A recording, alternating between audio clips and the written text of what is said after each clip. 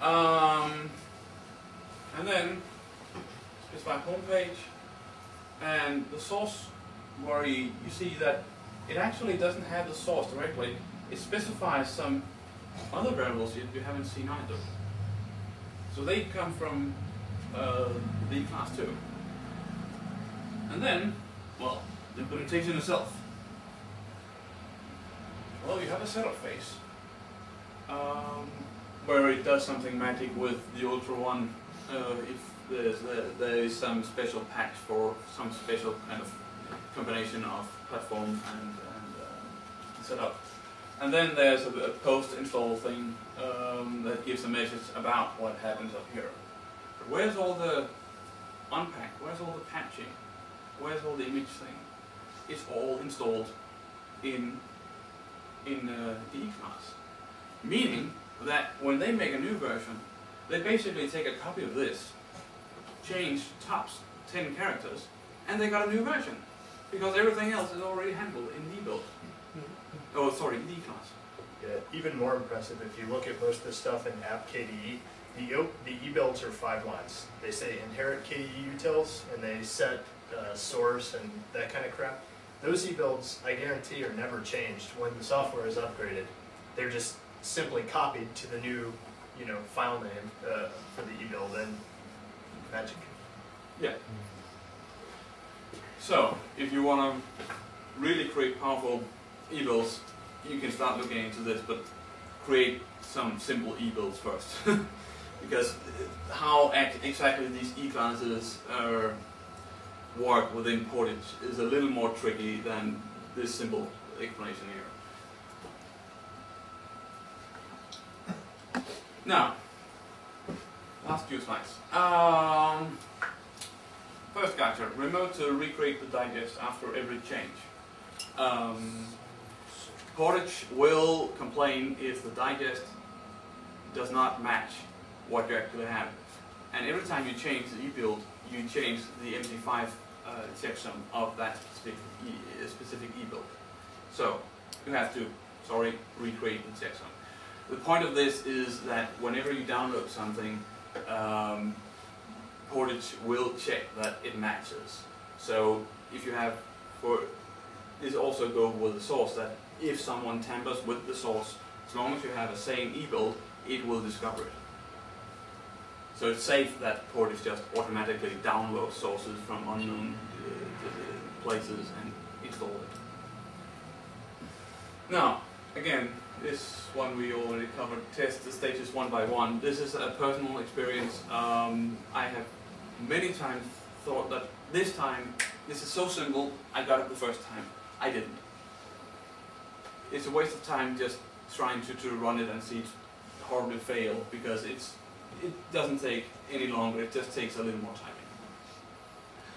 time. If Portage misbehaves, try to delete the sandbox and the digest files. Well, this has something to do with the way you normally debug stuff. You run something until it breaks, and then you change something, and then you try to run it again. At the same time, Portage will try to reuse as much as it can. And of course, it can mean that at some point, the sandbox and the digest file might be in some kind of invalid state, but Portage can't really determine that. So anyway, it's basically delete the cache, start from scratch.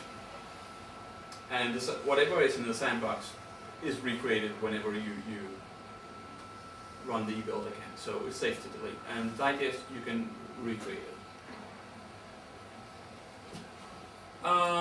Learn by looking at similar e-builds in the official package tree. This is the main source for learning stuff. There's a lot of documentation out there, but there's not anything that is as good as looking at how other people build problems. So, and the fact that if you have, especially if you have Gentoo Linux, you have the whole package tree. You don't have to go to the net or anything else. You just go into use Portage and start browsing around and see how other people build e-builds, and you can read them because it's just bash script. If something goes wrong because things are sandboxed, it can be a little bit tricky to figure out why it doesn't work. because when you compile it by hand it works, and when you put it into Portage it doesn't work. Well, there's a hope for that. Sandbox shell. It basically is a shell which you can ask to go into the very same environment that Portage works in. So basically you get a shell with the same restrictions, the same environment variables and whatever that is used by the e-build itself. So you can run everything manually and see exactly what happens. Portage is really, really powerful and really well thought of. So, if an e-build grows too big and complex, you're probably doing something wrong. Rethink the whole thing.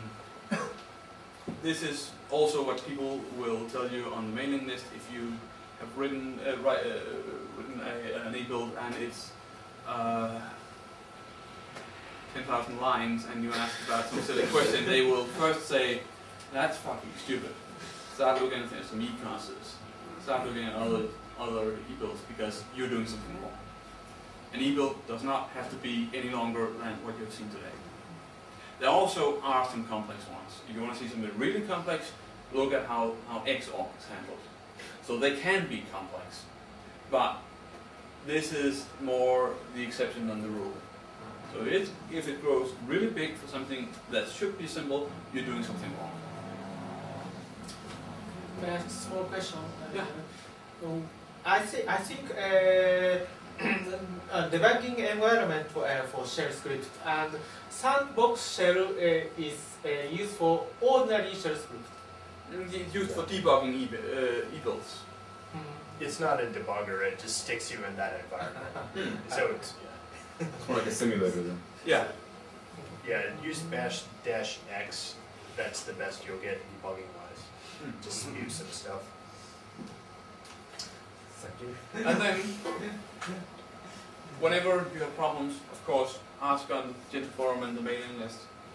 You can also, as I now learned today, there's quite a few Gentoo users here. You can probably also use TLUG. I would be very glad to help any who have problems with this because I love Portage and I believe that any problem anyone in this room can have with Portage, it can probably be solved, so ask me if you have any problems. Man pages, other useful files. In the profile directory there's these two very useful files. If you consider using use flags, go look at what use flags are used by the official packages. You can specify your own, but why not use something that is already used so your system stays like consistent? There's no reason to make another KDE flag. So, and you can see exactly what they are supposed to mean by looking at these two text files basically. Read the classes, they are scripts too. Other e-builds, we already covered that. And some links on the net. And some useful packages you might want to install. This one contains extra man pages for some of the most normally used e-classes. Sandbox shell, I already covered that. And Gentoo Kit contains some extra tools for playing around with Portage. Yeah. And just what you didn't mention, looking at Bugzilla is a good thing too, is people often put new e-builds there before they've been made in Portage. You'll often find, like, when you're looking for something, or you've made an e-build, and then you might look at Bugzilla and find, someone's already done it. So. Yeah. Also, there's an e-build submitting how-to, and I'll post that to the list, because Gentoo developers are typically overworked, so when a user wants to submit an e-build, we love it, and we'll help you out quite a bit as long as you follow the established guidelines. So that's what the e-build submitting how-to is. It's like the rules to follow to make developers like you and thus help you. All right, any last questions? No? Well, thanks a lot. This is very